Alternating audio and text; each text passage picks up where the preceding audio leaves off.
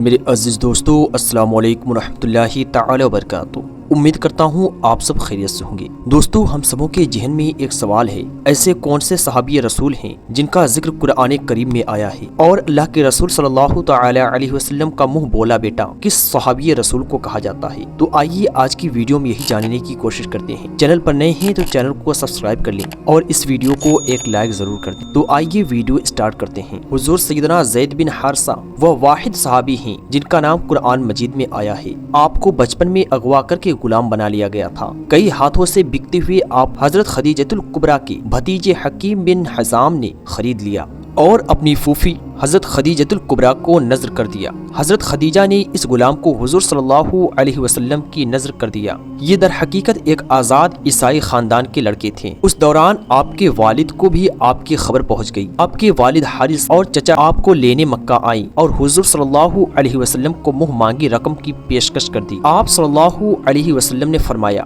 اگر زید تمہارے ساتھ جانا چاہے تو میں کوئی رقم نہ لوں گا۔ زید نے اپنے والدین کی بجائے حضور صلی اللہ علیہ وسلم کے ساتھ رہنے کو ترجیح دی۔ یہ دیکھ کر آپ کے والد خفا ہوئے اور کہا کہ تم آزادی کی زندگی کو غلامی پر ترجیح دیتے ہو۔ زید نے کہا کہ میں نے محمد صلی اللہ علیہ وسلم میں وہ بات دیکھی ہے کہ ان کے لیے میں باپ تو کیا کائنات چھوڑ سکتا ہوں۔ یہ سن کر محمد صلی اللہ علیہ وسلم بہت خوش ہوئی اور حضور صلی اللہ علیہ وسلم زید کو لے کر خانہ کعبہ میں گئی اور اعلان فرما دیا کہ لوگوں سن لو، میں زید کو آج سے آزاد کر کے اپنا منہ بولا بیٹا بناتا ہوں۔ اس کے بعد زید بن حارث کی جگہ زید بن محمد کہا جانے لگا۔ یہ دیکھ کر زید کے چچا اور باپ حارث بہت خوش ہوئی اور بخوشی واپس چلی گئیں۔ اس سے معلوم ہوتا ہے کہ آپ کا برتاؤ اپنے ملازموں کے ساتھ بھی کیسا ہوتا ہوگا۔ اس موقع پر حضور صلی اللہ علیہ وسلم نے زید کو اپنا منہ بولا بیٹا بنا لیا۔ غلاموں میں سب سے پہلے اسلام قبول کرنے والے زید ہیں۔ آپ تمام غزوات میں شریک تھے اور غزوہ موطا میں شہادت نوش فرمائی۔